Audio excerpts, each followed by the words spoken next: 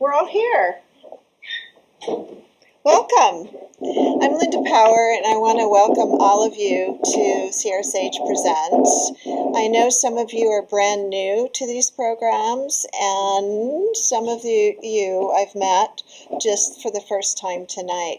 Raise your hand if this is the first time you've ever come to Sierra Sage Presents. 1, 2, 3, 4, 5. That's cool. Something's working. I'm really glad. We have a fabulous program, and I'm really glad to see you all here today.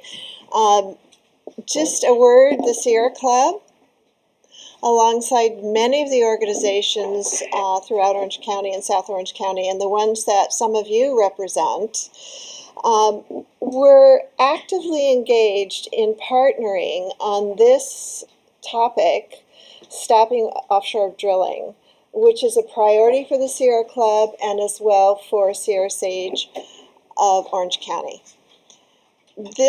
Or South Orange County. We have representation from the Orange County group, and are you Orange County group? Yeah. Yeah. And what I want you to know is it doesn't stop here and now. It continues until we make a difference, and there will be some action steps for you all to take, and I'll keep bugging you about them until we win. Our agenda today starts with Vicki, who's our chair, and she's going to do a nice short for one of the people that we've lost, one we all know, who was a great hiker and a really important founder within Sierra Sage of South Orange County. I'm going to talk a little bit about a road trip. And then Michaela, who has spoken before, she is from Surfriders and a fabulous speaker, so we invited her back, and we're delighted to have her on this topic, is going to be our keynote speaker, followed by an update announcement from our representative, Ray Heimstra, from Coast Keepers. So that's our agenda today. You know, we have refreshments, and we'll have door prizes at the end, and you must be present to get the present. So, and we'll have a few more announcements at the end of upcoming events. So, Vicki.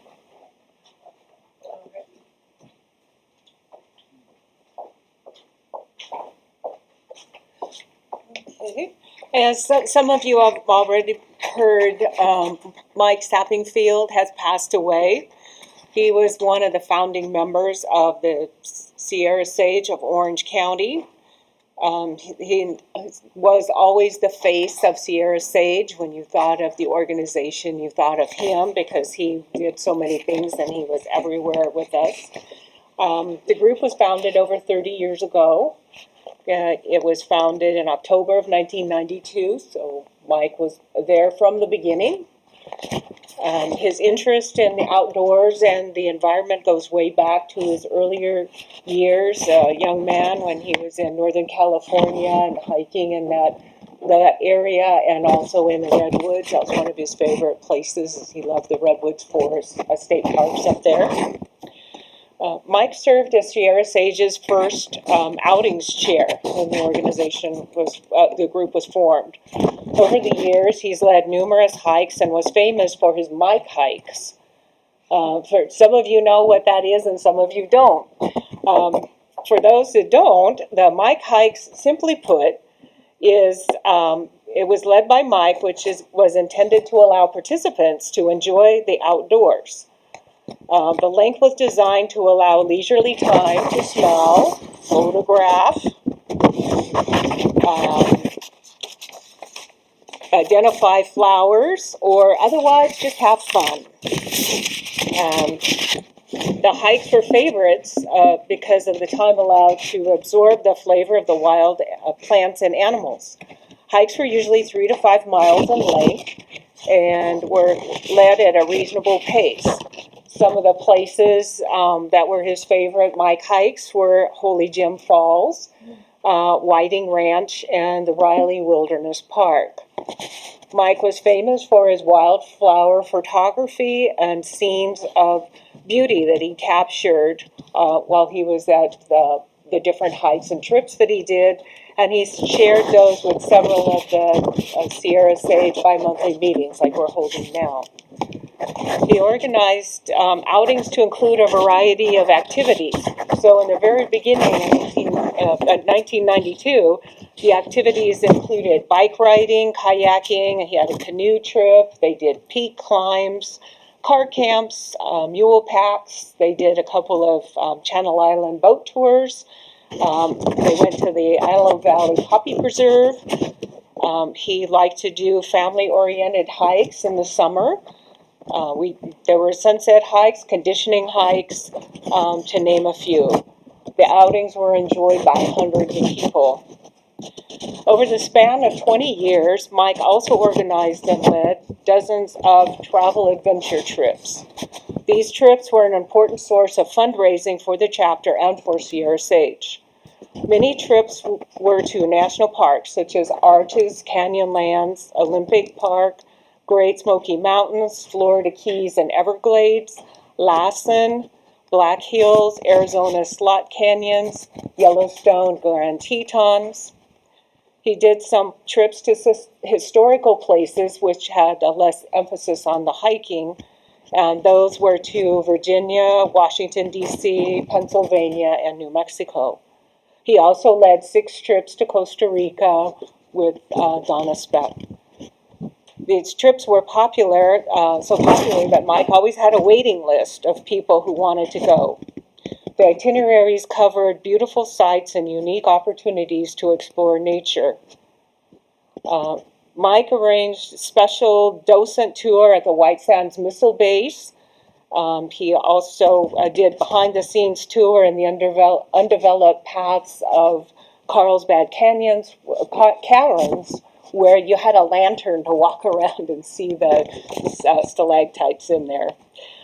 He also had a paleontologist talk about some fossils in one of the areas that we went. Thousands of people went on these trips, and many people went on multiple trips, including myself.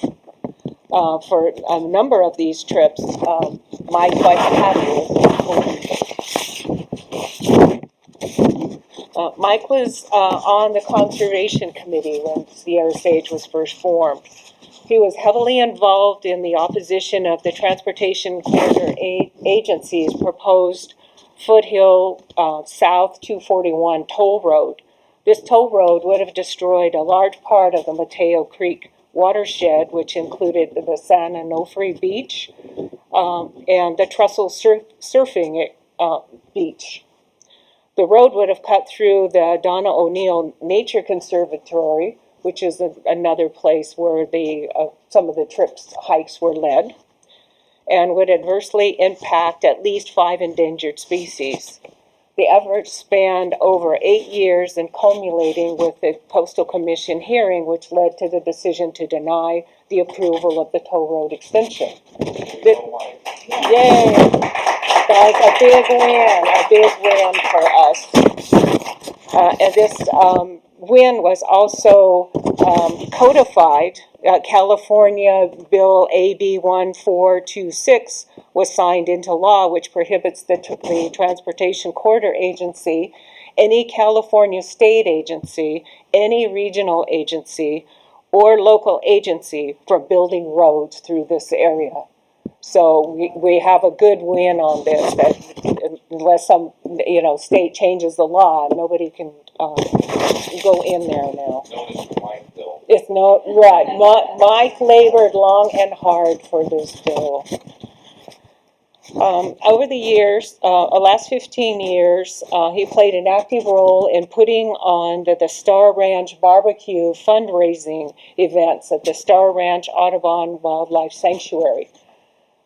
This fundraiser benefited conservation efforts and reminded participants of the magnificent wildlands of this 4,000-acre sanctuary. I believe the owners of the sanctuary, the last one, just recently passed away. Mike held several positions in Sierra Sage for quite a few years. He was the chair from 2000 to 2004, and most recently from 2015 to 2021. He also served as vice chair for several years. He served as outing chairs throughout the 1990s, and also from 2008 to 2021. Mike was editor of the Sierra Sage newsletter from 2012 to 2021 and was known for his insightful articles and editorial comments. And he did this concurrently leading many successful outings during this time frame. He was also involved in the Angeles chapter. He was the XCOM chair for 3 years, and he was also a representative of Sierra Sage to the XCOM. Mike inspired many of us to take more active roles in Sierra Club, and he mentored future leaders. One day on a hike, I asked Mike if he was planning to take a trip to a particular location, and his answer was, "Why don't you become a leader and plan the trip yourself?" I heeded his advice, and I did become a leader. In addition to day hikes, I co-led the New Mexico trip in 2021, and that ended up being Mike's last trip. My first leadership role that Mike talked me into was as a Sierra Sage alternate to the Angeles chapter XCOM. My leadership role, thanks to Mike's involvement, I was able to do those leadership roles. Mike is a true embodiment of Sierra Sage, Sierra Club mission, and he will always be remembered for his leadership, energy, and enthusiasm. He will be deeply missed, but remembered fondly by all those who knew him. We express our sincere condolences to Patty Sappingfield, Mike's wife, an indispensable supporter of Mike and of Sierra Sage.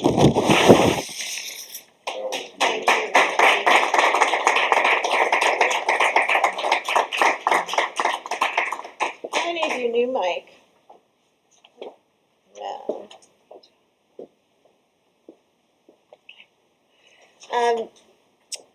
I just had a chance to meet him maybe 3 or 4 hikes during the COVID times when we were starting up again. So he was such a gentleman and such a nice person. But it was great to hear Vicky's story of, all that he was for Sierra Club and for Sierra Sage. So, carry on, Mike. And we carry on. To explore, enjoy, and protect the environment is our mission. Everything we do fits within this description. And one of the things that we do really, really well in Orange County and South Orange County is hiking. We explore and truly enjoy what Mother Nature has provided for us right here in Orange County and a little bit further out. So Saturday, for example, even though the hiking season is almost over because of the weather, we're trying to carry on as much as possible. There is a June 6th backpacking trip for 2 days. This is something that is probably sold out, but Marigold, are you doing that one? No. Julie. And no, Julie's doing it. So Julie, say hi to everybody. If you want to know more about backpacking trips, is this one full? I'm not doing, no, we don't do that. No, it's not mine. Oh, okay. I was asking about backpacking trips. No. So to learn more about backpacking, check with me and I'll find out for you. There's one on June, actually it's the 9th. So also in Irvine on Saturday, June 20th at 4 p.m., we offer a curated Turtle Rock Trails of Irvine from 4 to 7 miles on a regular basis. And if you so enjoy, I've done this once actually, we do trail maintenance, and we take a very, very strong role in keeping the trails clean.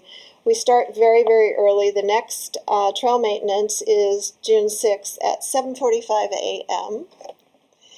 And then finally, if you want to know about our Bolsa Chica Ecological Reserve newcomer hike, ask Donna.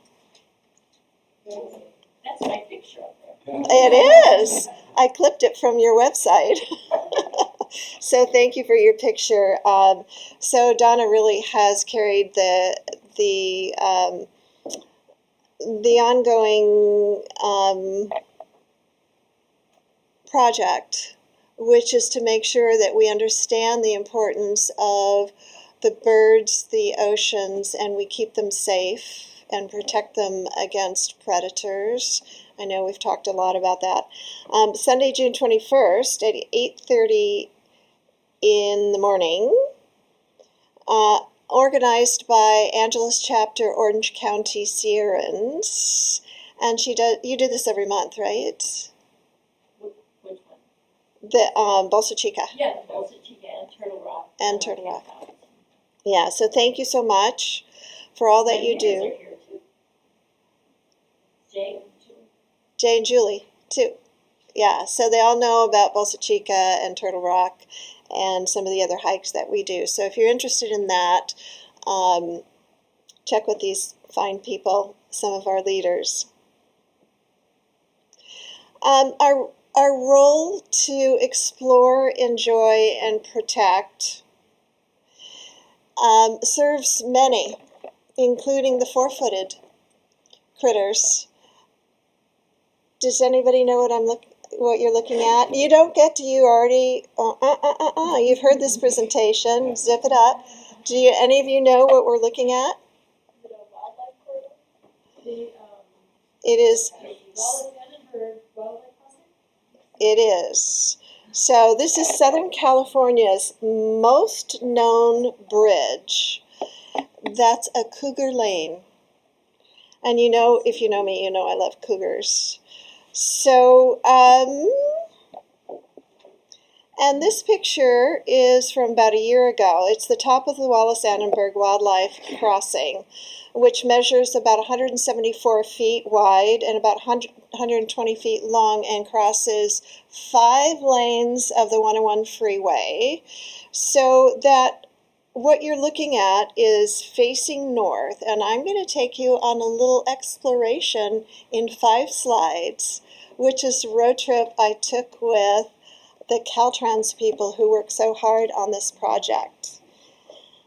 So you're looking straight north into the hills, and behind you, when you're looking at this picture, is more hillsides on the way to Malibu. So that's where this thing is, crossing north to south. You think of the 101 as a freeway that goes north, but in this spot, it's kind of going east-west and kind of northwest eventually. So that's the 101 freeway about a year ago.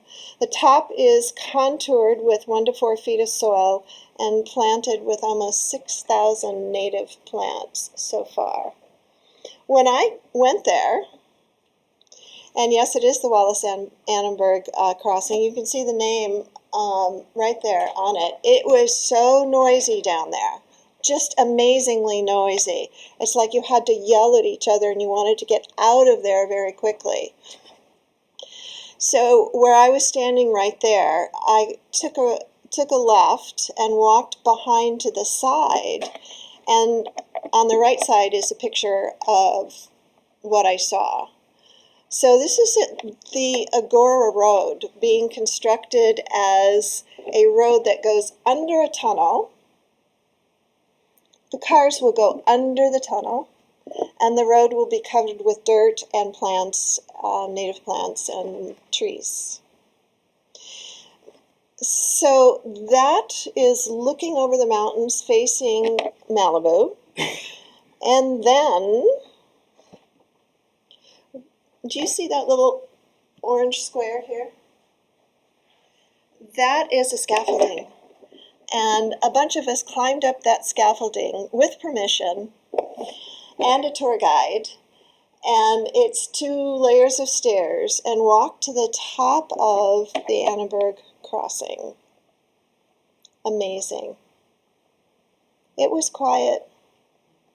It was very quiet, and it was breezy, and it was pleasant, and it was exciting for me because I was with Dawn, my friend, who works for Caltrans, and we had a chance to walk across the crossing where the cougars will walk.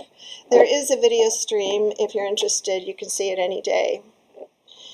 And what you see behind this group of Caltrans people is a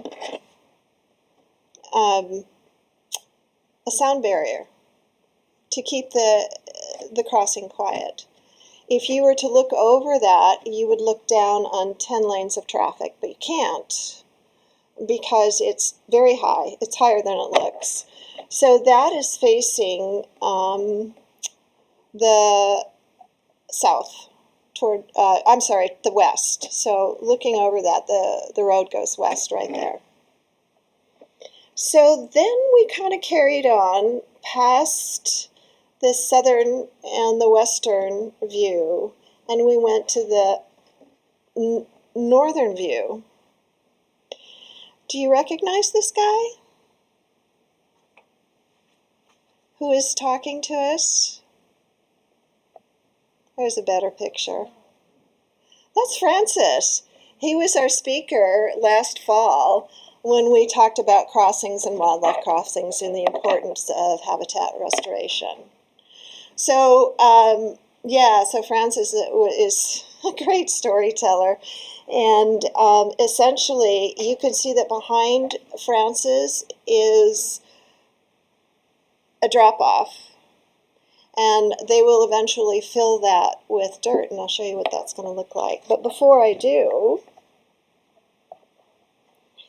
I want to show you the nursery, because we also got to go to the nursery, where they have a library of about 1 million seeds, and they have taken, for years they did the seed scouting to assure that the top is going to be filled with native plants, and about 6,000 seedlings from seeds have been already planted at the top, and there is more work to be done. About 40,000 seeds will be turned into seedlings and grow up as plants for the top of the Wallace-Annenberg crossing.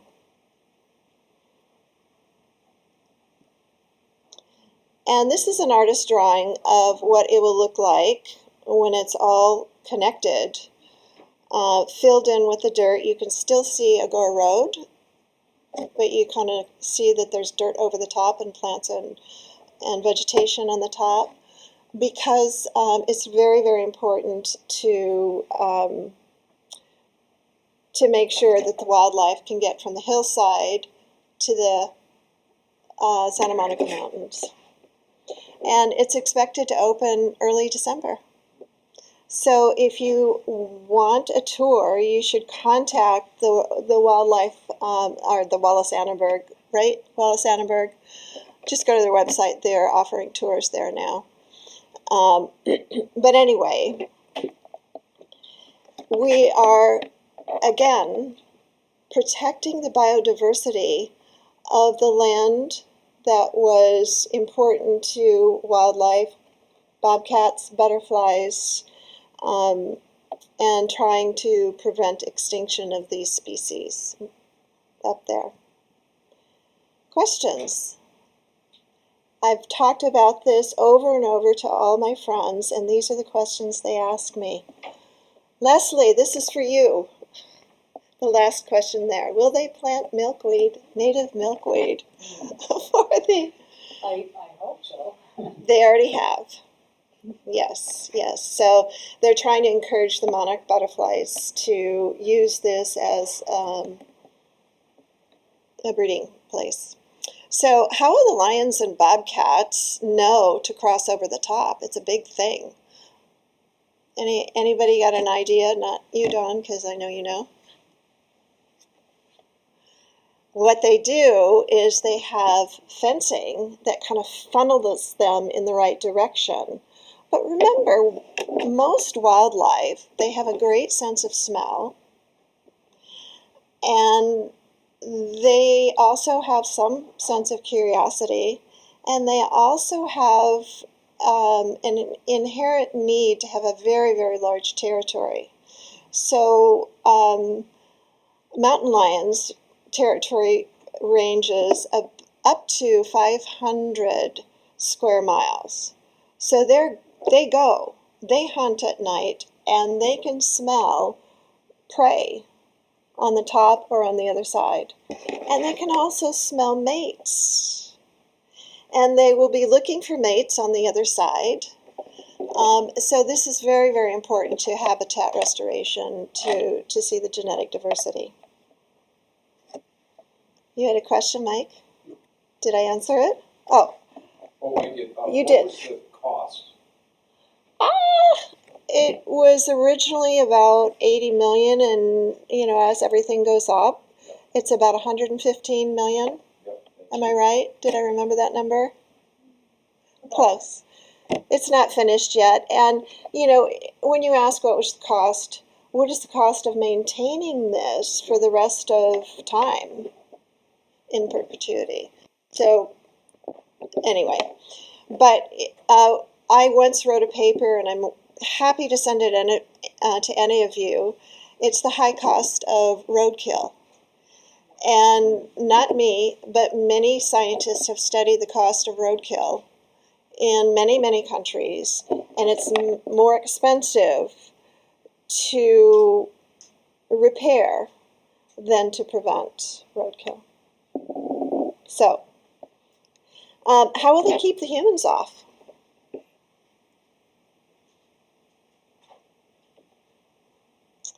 Cameras and laws. So it's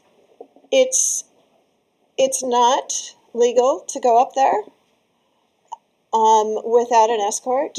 There will be cameras, and of course everything is facial recognition now, and there will be fines. And did I cover it, Dawn? I got it? Okay. That's the gist of it. So people who want to go up there and take selfies, they can do so, but they have to do a tour before it opens in December. After that, it's a no-go. Any other questions? I just wanted to, because this was an important topic to the Sierra Club and has been for a long time, and I had an opportunity, thank you, Dawn. It was the best day of my month, maybe this year, to be able to go up there and imagine walking along where cougars will be walking. Any estimate on how many wildlife will be crossing over a year's time? How many cougars? There is, because it was investigated for years ahead of time, and it was designated as the right place for animals to have a chance to reconnect with their mates on the other side. Just partly through, UC Davis has a roadkill, it's actually called road ecology department, and they do a lot of tracking of roadkill, and a lot of camera traps, these cameras that just watch. So I don't know the numbers, but they check with Dawn to try and find out where those numbers are, because she'll know. And of course, Francis, if he were here, he would tell you. We'll have to get him to come back. Okay, why did you come here today? One of Sierra Club's most important priorities is to stop new offshore drilling. And we partner with a lot of different organizations throughout the country. One of the important ones and one of the most successful ones is Surfriders. Michaela is the regional director, Southern California Regional manager. I just promoted you. Manager. Southern California regional manager, who has done a lot of really, really great work. I'll let her tell you about it. And please stay connected with Michaela because there are lots of fun things that Surfriders group does as well. Ready?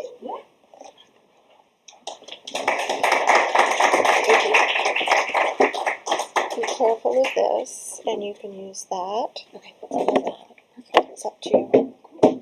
All right. Good evening, folks. Thank you all so much, and thank you, Linda, for inviting me to come and present to you all tonight.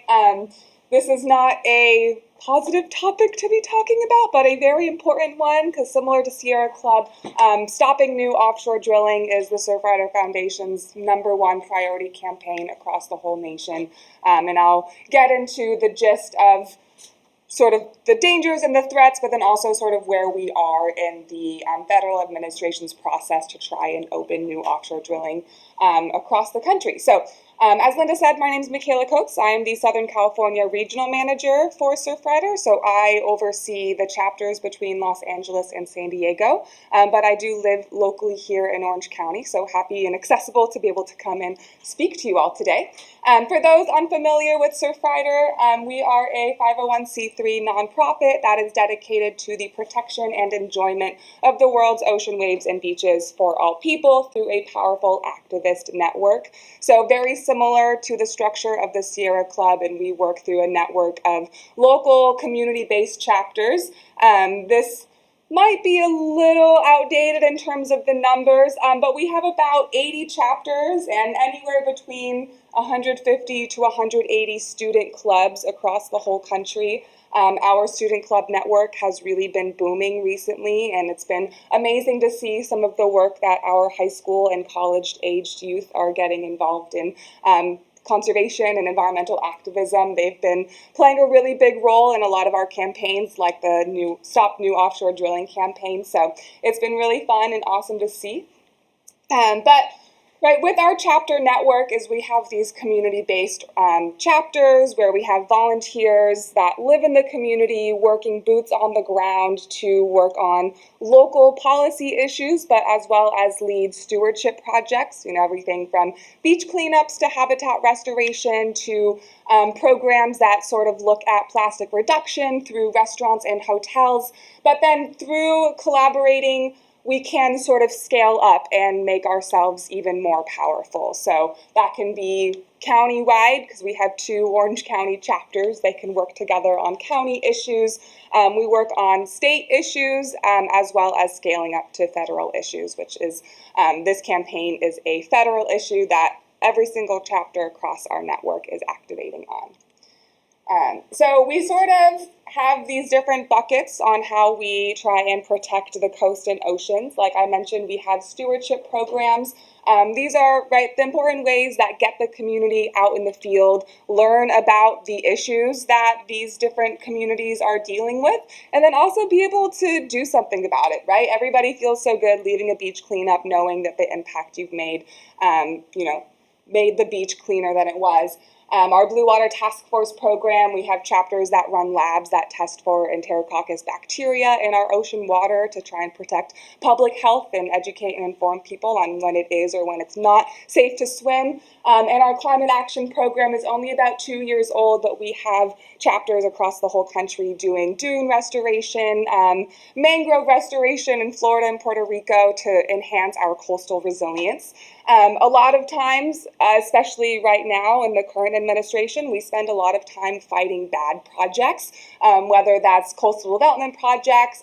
Hard armoring is a really big issue right now, especially in South Orange County, especially for San Clemente residents. The need for sand is top of mind, and so we're trying to prevent more armoring that leads to more coastal erosion. Obviously, the reason I'm here today is trying to fight Bad projects about offshore drilling, and then threats to access, beach and coastal access, whether that's tangible or intangible barriers to that.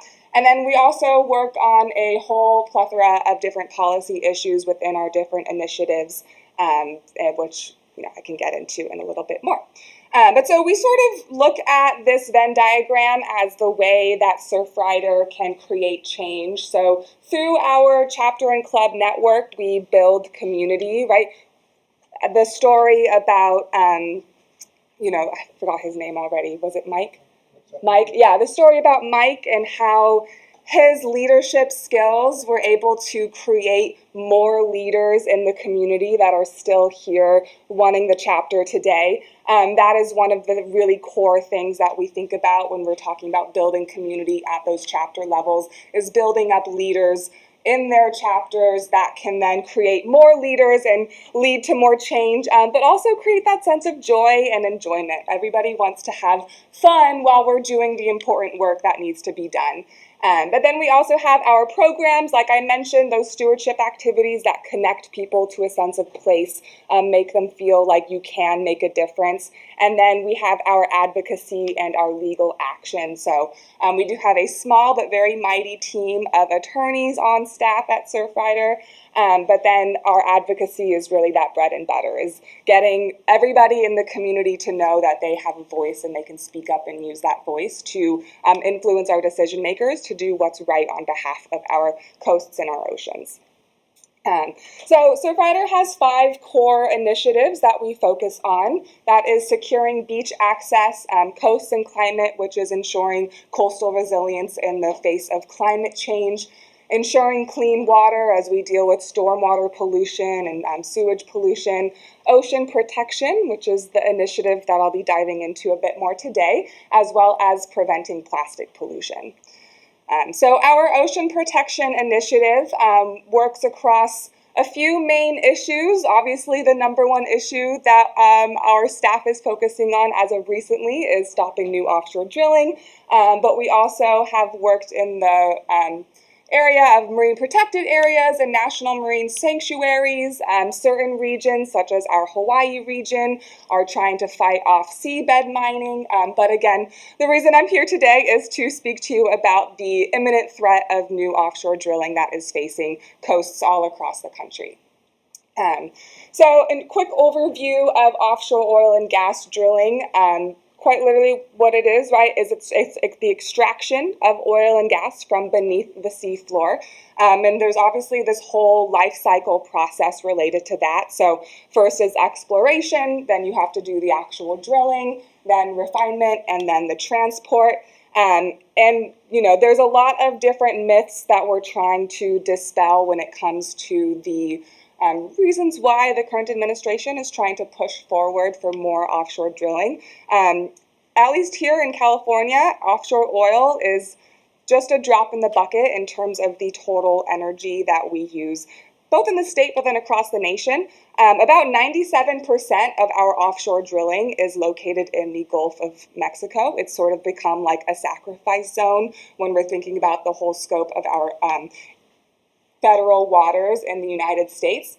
And then that 97% of offshore drilling that happens in the Gulf, that is about 15% of total U.S. crude oil. So when you really put that into scope and put that into a picture, our offshore drilling, again, does not really produce a significant amount of oil when we think about the total energy use that we have here in America, but then also globally, as it is a global product. Across the country, we have about 1,800 unused oil and gas permits. So when we're thinking about creating new leases and offering new leases, there are almost 2,000 leased permits that are not even being used.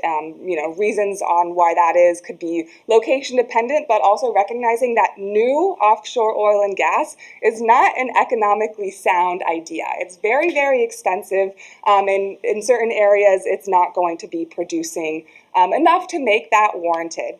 And then another issue that, prior to my role here at Surfrider, I was working at Orange County Coastkeeper, and they've done some different events and other things on the legislative side to think about this issue of decommissioning, because When these oil and gas companies go into a lease to extract oil from our seafloor, they are saying that they will be responsible for the decommissioning of those structures once they are tapped out. The majority of our oil rigs were installed between the 50s and the 70s, so they are at or beyond their lifespan as it is now. But there are different regulatory loopholes that are sort of allowing these oil and gas companies to evade their decommissioning responsibilities, which you can imagine is very, very expensive. But as they evade those through things like filing bankruptcy, who do you think gets footed with the bill of decommissioning? All of us here in the room as taxpayers, because that comes down to either state or federal agencies having to do that decommissioning process, which can cost hundreds of millions, if not more, dollars, depending on the size and the depth of these structures, because some of them go 1,000+ feet deep down to the ocean floor. So lots of reasons why we don't need more oil drilling, and it's only going to continue to be worse. But obviously, you know, there's a whole list of environmental impacts that are associated with offshore drilling, and I'll get into them a little bit more through the slides. But from exploration to the actual drilling, we know that when you drill, you spill. Talk more about that. The onshore impacts, because obviously you need to bring that oil onshore, and all of the environmental justice issues related to all of these different processes, as well as the broader picture of climate change and how the continuation and using of these fossil fuels are continuing to perpetuate the issues that we see through climate change. So Surfrider's national policy, and again, our #1 priority this year, is to stop new offshore drilling, and excited to get you folks in on the fight with us. So for the exploration portion, it starts with seismic airgun blasting. So they basically have to find out where this oil and gas reserves underneath the ocean floor even are. And they can be using these seismic airgun blastings for up to weeks, months on end in order to do that exploration. It is louder than a jet engine and can travel hundreds to thousands of miles underwater. So these noises, you can imagine, are very harmful to marine life. At close range can be physically detrimental, but then at long distances can be really disruptive to the ways that certain marine mammals like whales live and function underneath the water. You know, they depend on sound for communication and migration and feeding. And so just the exploration portion alone can be really disruptive to marine life. And they can't submit public comment. So we have to be the voices for all of the animals, that live in the ocean and call that home. We already know that oil spills happen all the time.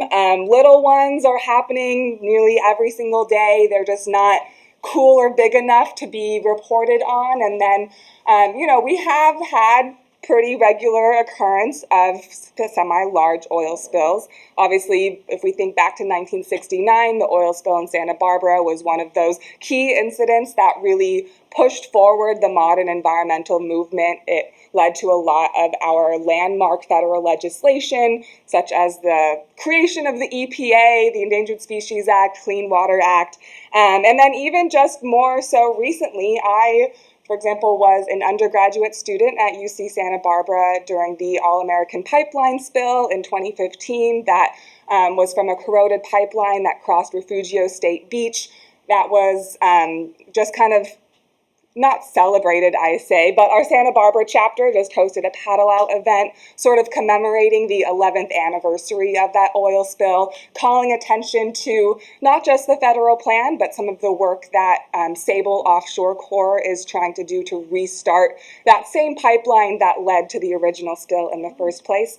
And then more recently, in 2021, the Amplify Energy spill in Huntington Beach closed the beaches for weeks, closed fisheries for months, and had very significant economic impacts. And I know, for most of us in this room, we think about the intrinsic value of our coasts, our ocean, our environment, but the economic value of our coastline is a really important topic in this discussion as well, because our coasts and our ocean really drives our economy in California, and especially here in Orange County. So as we're trying to bring groups together, the impacts of the economy that comes with the destruction associated with oil spills can be a really moving point in this argument. And then, of course, environmental justice is kind of a root in all of this issue. You bring the oil on land and it has to be refined, it has to be transported. More often than not, these different industries are placed in communities of color or low-income communities, furthering those environmental injustices. Can lead to tons of health problems, asthma, elevated cancer rates, respiratory issues. And so, we don't need more of this. We know that cleaner energies are scalable and becoming more affordable. So we're kind of, in a way, going back in time with this attempt to do more offshore drilling, when we know that energy independence can really come from having solar panels on your personal roof and be able to avoid a lot of the negative environmental justices associated with the oil and gas industry. Like I mentioned, there's a lot of myths that we are working like whack-a-mole to try and shoot down as we're having these conversations with different groups. So first and foremost, new offshore drilling will not reduce gas prices. One, it's a drop in the bucket in the scope of the total oil and energy use. But two, it's a global export. What happens in the United States is not going to have a major significant impact in the global price of oil. What will have a major impact on the global price of oil? Maybe starting a war in the Middle East. I think gas prices have raised almost 50% since the start of the war. And so, we see that there's these conflicting ideologies, in terms of how the current administration is sort of navigating this whole process.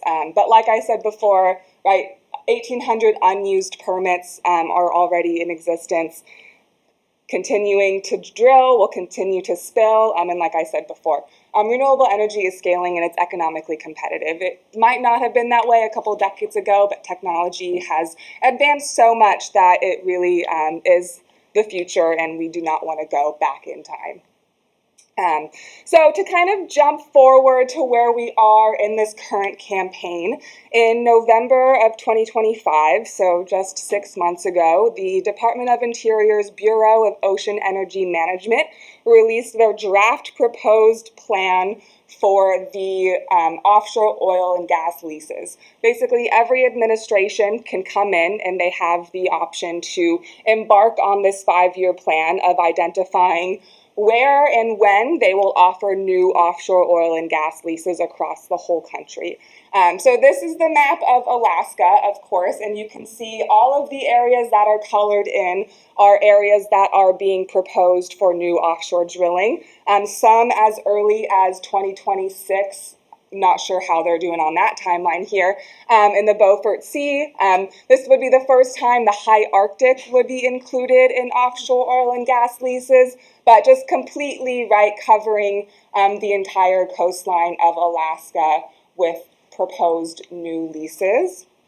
We have a recently new chartered chapter in the Kenai Peninsula of Alaska. So as we're thinking about trying to expand our network, places like Alaska is a really important area to do that work. So we're really lucky to have some community members on the ground there leading the charge with their chapters. But it's a very interesting landscape up there in terms of this whole offshore drilling issue.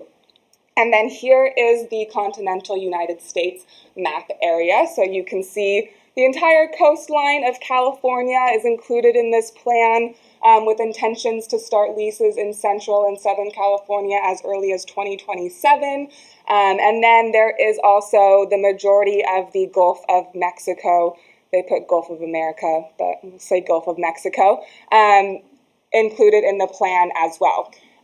Before they released this draft plan, There was the inclusion of the Atlantic seaboard as well. And what's interesting about seeing how our different representatives are engaging in this issue is there is a lot of bipartisan opposition to offshore drilling in the East Coast and even in Florida.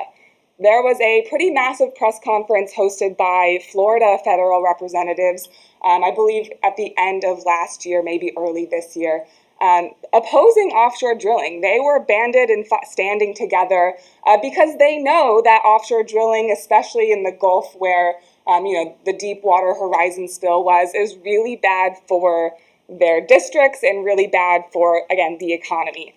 So even across the Southeast, there was a lot of banded opposition. They spoke up and they were actually able to get these areas off of the map. So in this whole process, there are different points for public comment, which is, I'll probably get into this in the next couple of slides, which is really important to show that there is public opposition, not just from individuals and community members, but from local electeds and from businesses, because everyone has a voice in this process as well.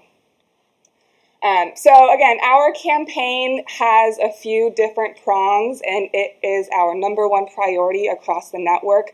So first and foremost is raising awareness, like meetings and events of me being here tonight, speaking to everybody about what's going on and how they can get involved, because there's lots of different ways that people can get involved, such as contributing to grassroots advocacy. We've been trying to generate media. Obviously, there are a lot of really terrible and awful and hard things going on across the country. And there's, so much media being talked about on all of those different issues. But we are, trying to keep this issue in the front and center, especially as this sort of timeline of the plan is coming to a close.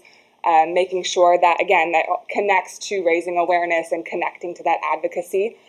Building coalitions, we are stronger when we all work together. So there are a lot of different coalitions and organizations that are all working together on these issues, sharing information, sharing resources and knowledge.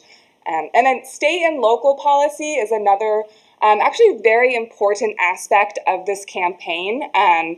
We are expecting when the next draft plan comes out that it might shrink a little from what we saw before. Maybe they'll remove Northern California based off of, relatively limited resources or accessibility. But state and local policy is where we can sort of build this wall of opposition so that even when the federal administration says new leases in federal waters, we have the state and the local policy to sort of say, actually, no, you can't bring that on shore, or you can't use existing infrastructure. And then there are legal strategies that we can look into as well. So Surfrider's response in the prior public comment period, which was 60 days, that started in November. They conveniently dropped the plan the week before Thanksgiving, trying to catch us off guard when we're busy with the holidays. But we were still busy out in the communities, educating millions of people. Surfrider has a action alert system that when you sign in and sign your name, it automatically sends a recognized comment to the Bureau of Ocean Energy Management. We kind of set it up, depending on the decision maker that we're targeting. So some of our other action alerts for, say, state policy will send that comment to your state legislature. But for this one, we were sending comments to the Bureau of Ocean Energy Management, and our action alert system generated 30,000 individual comments. The comment period in its entirety received 300,000 comments. So pretty amazing and pretty proud that Surfrider was responsible for 10% of the total comments submitted across the country, which really, I think, goes to show the ways that we can get people fired up about this issue. We mobilized local, state, and federal elected officials to speak out, whether that's chapter leaders or staff reaching out to the local electeds that we have connections to, getting them to submit comment and to speak up about this is really important.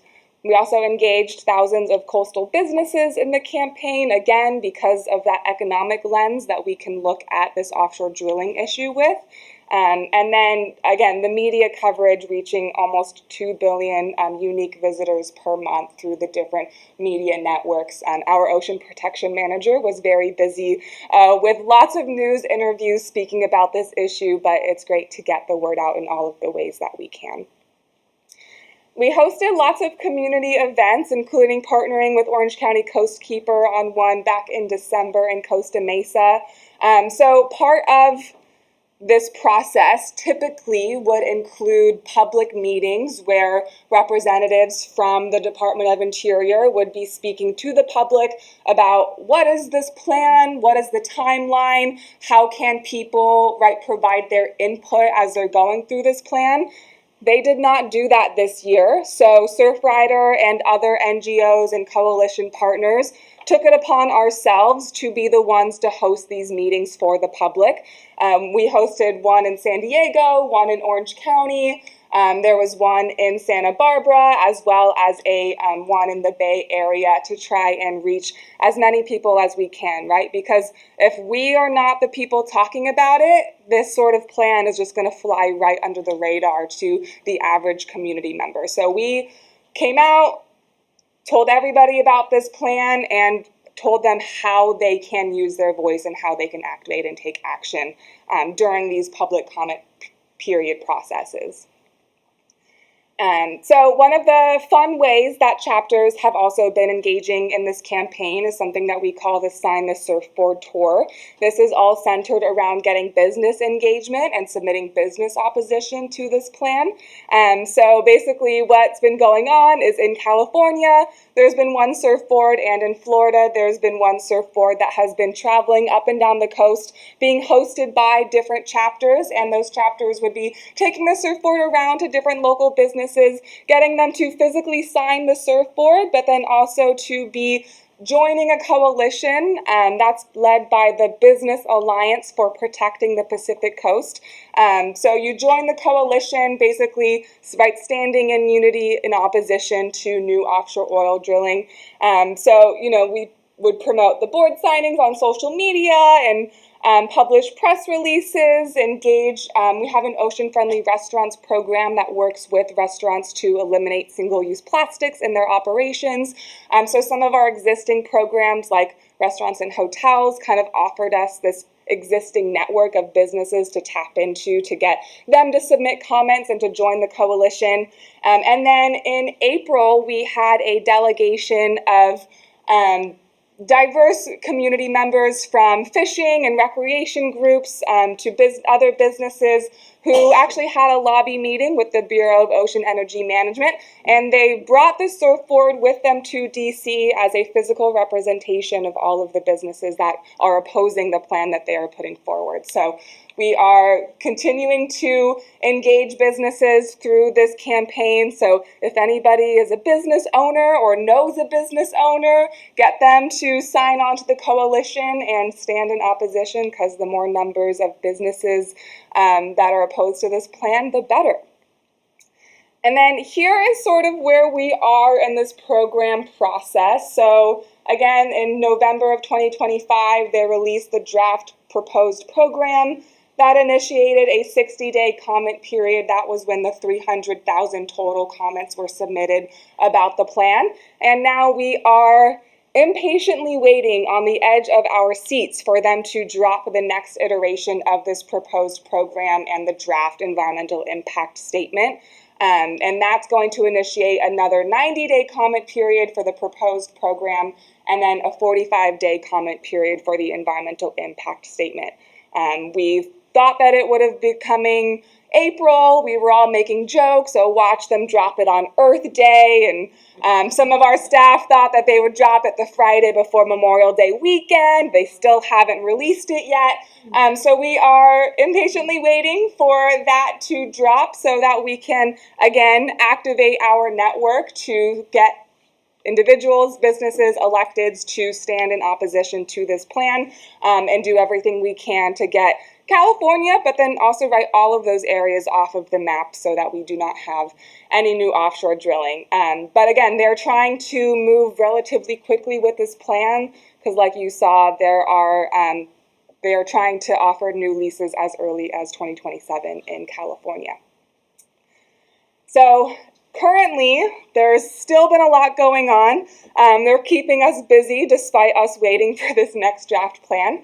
Up in Santa Barbara, Sable Offshore Corps, through an executive order, has been trying to restart drilling in that same corroded pipeline that was responsible for the 2015 Refugio spill. Right now, a lot of that issue is currently in the hands of the courts to make decisions on who has authority in those certain decision makings. But like I said, the Santa Barbara chapter hosted a big paddle out event to try and call attention to not just the federal plan, but then what Sable is trying to do up in Santa Barbara. Earlier this year, they were also kind of jumping the gun a little bit in terms of this process, but preparing a California environmental impact statement. So an environmental impact statement specifically to California, they were preparing earlier in the process than we anticipated, which was a big alarm bell for us here. I mean, we know that there are oil and gas deposits in Central and Southern California, so we are expecting them to want to move rapidly in those spaces. A deepwater drilling project was approved in the Gulf of Mexico under the guise of national security. Like I mentioned before, U.S. gas prices have increased almost 50% since the beginning of the Iran war. And then, again, we're really waiting on the release of the final draft plan, which is expected any day. When I sent Linda my slides, I said, if they release it between now and then, I might need to send you some updated slides. I didn't have to do that, but so we are waiting for that to come, so keep an eye out when that does, because it will be go time. And so again, the opposition to offshore drilling, this is a widely bipartisan issue. The majority of Americans, over 64%, oppose new offshore drilling. So this is something that the people themselves, right, when we think about, I think it was last spring, the Department of Interior tried to sell off millions of acres of our federal lands, and there was a very big uprising led by Outdoor Alliance that they completely backed down on that. They're trying to sell off our waters to the oil and gas company, but these are our waters, and we deserve to have how we feel be implemented in this plan, which is to not have the plan at all. But like I mentioned, there are Atlantic and Pacific business alliances against new offshore drilling that anybody can join. You can go online and sign up immediately. You can get emails and newsletters that will keep you informed on how you can take action and submit comment. It's widely opposed by 500,000 fishing families, over 2,500 elected officials representing both major political parties have spoken in opposition to this plan. 11 states have passed state laws against offshore drilling. So they love to talk about like local and state power when they're in the minority, and then when it's flipped, it's about whatever the federal government wants. And so, we've been working with surf industry leaders, fishing communities, coastal businesses to really show that there is a broad and diverse opposition to offshore drilling. And then mobilizing advocacy is the biggest key of this plan. So again, we're waiting on that 90-day comment period to be able to remobilize and get everybody to resubmit those comments. Like I mentioned already, Surfrider delegation met with the Trump administration in Washington, D.C. last month to speak about this plan and to sort of show the opposition and get some more information from them. Every year, Surfrider hosts a federal lobbying day called Coastal Recreation Hill Day, where volunteers from across the country have lobby meetings with their federal representatives, speaking to them about some of Surfrider's core federal policy initiatives. Obviously, this year, one of the biggest being stopping new offshore drilling. So we had about, I think it was like 100 meetings with our federal legislators this year, speaking to them about this issue so that they know that their constituents care about this issue as well. California also has a state advocacy day called California Ocean Day, anybody is able to go and RSVP and show up in Sacramento and join a lobby team and speak with different state legislatures as well. So there are some California state policies that I'll get into in the next slide that could be a really key sort of backup safety option for us in this whole campaign. And then continuing to do the Sign the Surfboard tour, hosting paddle outs and other media events.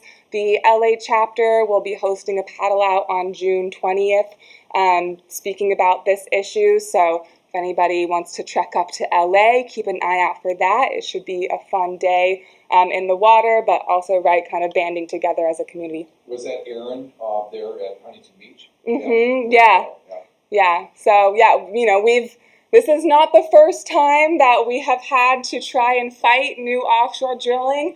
It probably won't be the last, but we are going to go down swinging all the time. So other ways to get more involved. Like I mentioned, they're going to be initiating a 90-day comment period when the draft plan is released. So that is when you can submit a personal comment. That is when you can get your friends and your neighbors, because everyone here in this room, right, how many people do you personally know that you could reach out to also get them to submit comment against the plan? Calling your congressional representatives, whether that's through direct phone calls or through the different action alert systems that different NGOs have, reminding them that you are a constituent, you are a voter, and you do not want this plan to come to fruition.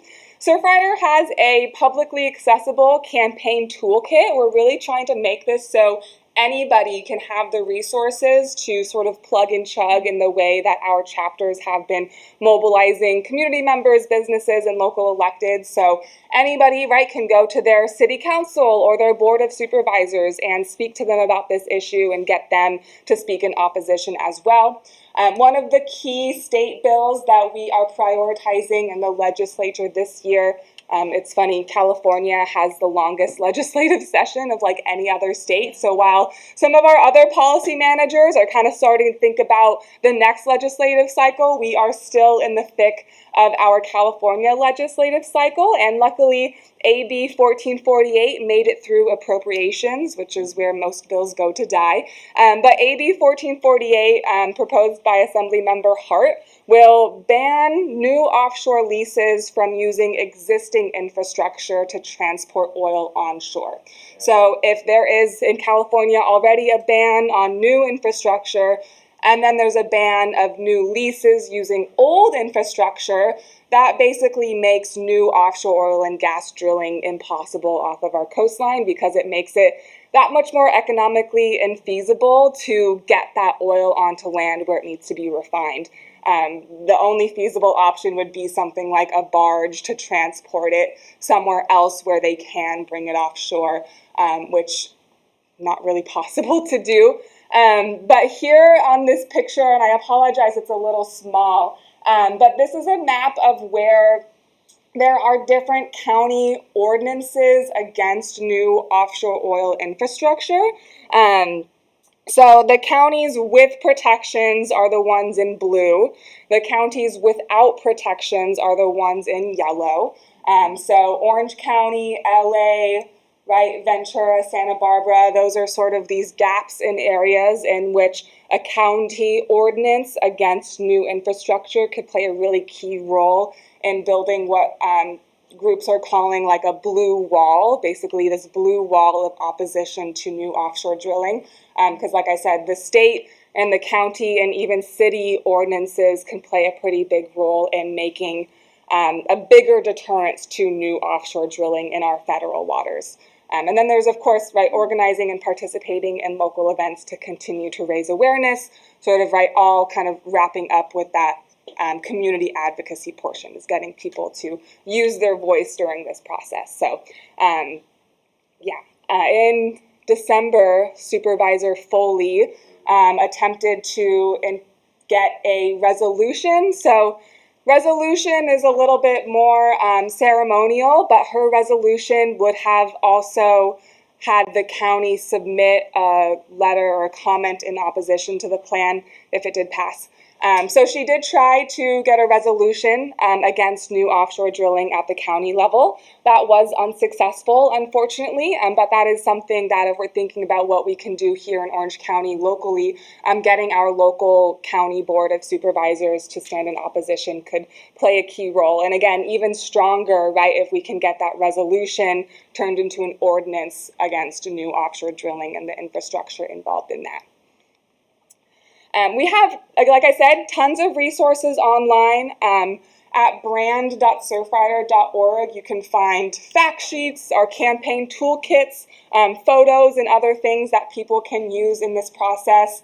And then at surfrider.org, we have our landing page is for the Drilling is Killing campaign. Again, just plethora of information and ways that you can stay aware and stay involved in this process. So if anybody wants more resources, you can go online. I also think I have some business cards with me in the back, so if anybody wants to get that directly from me, I'm happy to share that with you, and happy to also share it with Linda if she wants to share through the Sierra Club newsletters and other communications, just making sure that people have the tools in their hands at their disposal for when the time comes, when they drop that plan. It's going to come any day now, we've been saying for weeks. And then aside from offshore drilling, the South Orange County chapter has lots of different ways that we can all work together to steward these lands that we call home. So we host monthly beach cleanups, usually at the San Clemente Pier, but we're trying to mix around and make sure that we reach all areas that South Orange County works in, which is at least the coast from Laguna down to San Clemente. We have monthly water quality testing. Like I said, we test for fecal indicator bacteria, and our lab is at the Ocean Institute. So lovely, beautiful Saturday morning, you can pick up a water sample from your local beach, drop it off to get tested at the Ocean Institute, and then the results take about 24 hours to get that information. We're taking a pause on our dune restoration projects for the summer because state parks is very busy and the weather gets too hot for people to want to be pulling mounds of ice plant from the coastline, but we've been hosting bi-monthly dune restoration events at Trestles Beach. Last year we had a big focus on lowers, pulling a lot of ice plant out, and now we are working on uppers, trying to create a more resilient coastline by removing invasive species.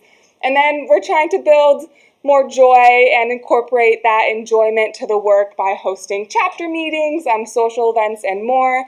So we have, you want to hear this same spiel again, you can come to our chapter meeting on June 10th at the Ocean Institute.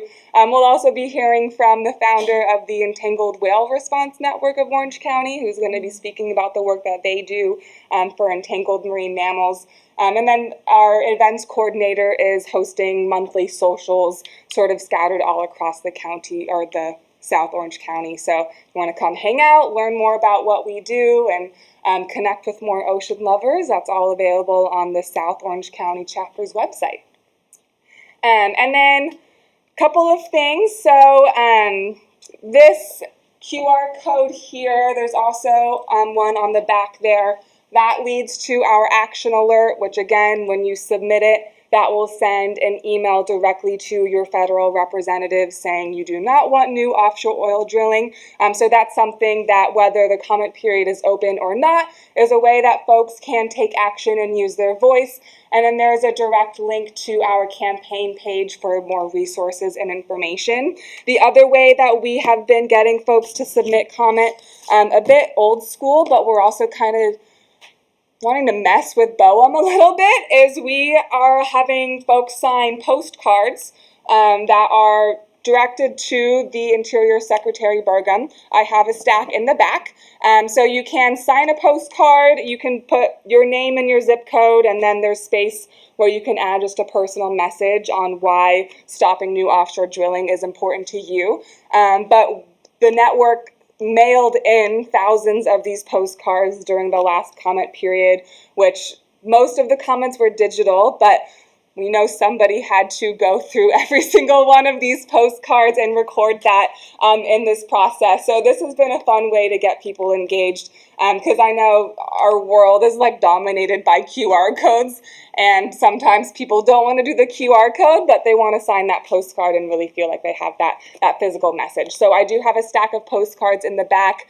You can sign them and then leave them with me, and I will handle mailing them out to the Department of Interior once that comment period reopens, and we'll collect them through all of the different chapter events, because the ways that we're out in the community, whether that's the stewardship programs or our socials, are more ways that we can get more people to speak up and to use our voice. So I think that is it from me. Again, yeah, South Orange County chapter website is just southoc.surfrider.org.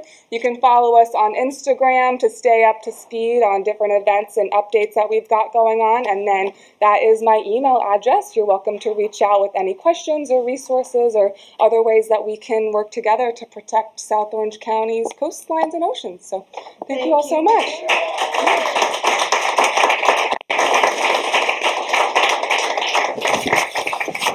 So Michaela's going to be here for a few more minutes and available after the program, so that if you have specific questions, or does anybody want to pass out those postcards so everybody gets one? That'd be great.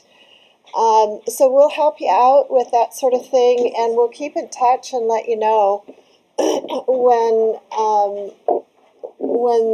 deadlines change and things change, and we can make a difference, because that's what people ask me all the time. Even some friends who don't have time to come to these programs, they say, what can I do? And now I know how to answer that. So thank you so much for that good information. Next, we have some short comments from Coast Keepers. Ray Heimstraw is the Associate Director of Policy and Projects at Orange County Coast Keepers, and a longtime friend of Sierra Club and Sierra Sage of South Orange County. In fact, you spoke a couple of summers ago to one of these programs that Leslie was managing. So anyway, thanks for coming back. And give us the update. I know there was a very important meeting last week. I was at it. A lot of people are interested in this project. Please let us know where we're at and what we can do. Sure, thank you. So first of all, I just want to thank Michaela, for the work on that presentation. That was awesome. The leadership of national organizations like Surfrider and certainly the Sierra Club on offshore oil is key, because it's a threat to the entire nation, but in particular to California. And I just want to remind everybody, as a past member of the Sierra Club Polcom, that there's an election coming up, and that we could actually change that situation in Orange County if we get the right people there. So what I want to talk about is something a little bit different, which is marine protected areas.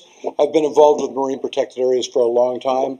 We're at a stage in our marine protected areas where we're undergoing a 10-year review of them. And what that is, it's an opportunity to potentially expand, change our marine protected areas.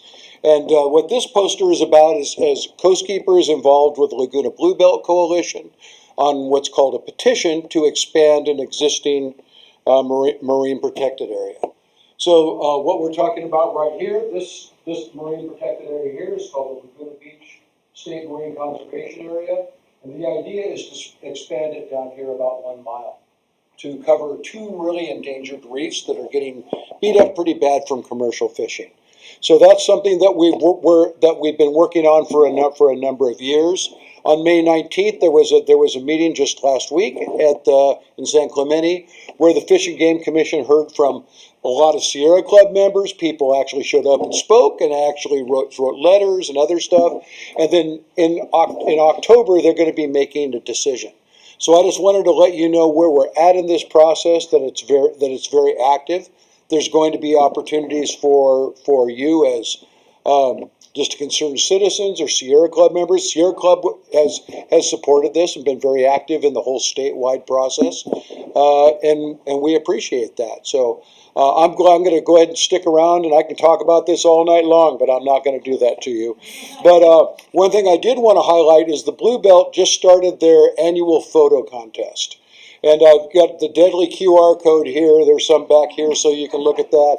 And then you can, it's really a great opportunity for you to get out and visit your local marine protected area, take some pictures and enter the contest. There's professional and amateur stuff, and there's $500 prizes for each.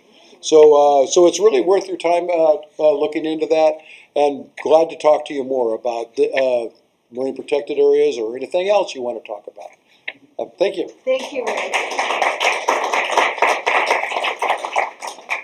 Those are my photos. Should I submit those? Thank you, Michaela, for these gorgeous photos. I just clicked them. I used to work for Coast Keeper, so they're welcome. I just, I love them. I saw them this afternoon and I had to clip them because they just were so beautiful and so on. So anyway, those are not my photos. Those are Michaela's photos. Credit due. So here's our next stop.